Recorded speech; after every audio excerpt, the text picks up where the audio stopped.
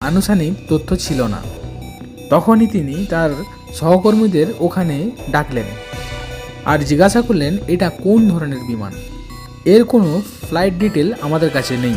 যখন ইনভেস্টিগেশন করার পর মডেল নাম্বার বেরিয়ে আসে, তখন তাদের মুখে বিস্ময় আর ভয় দুটোই উভয় পক্ষে কাজ করছিল।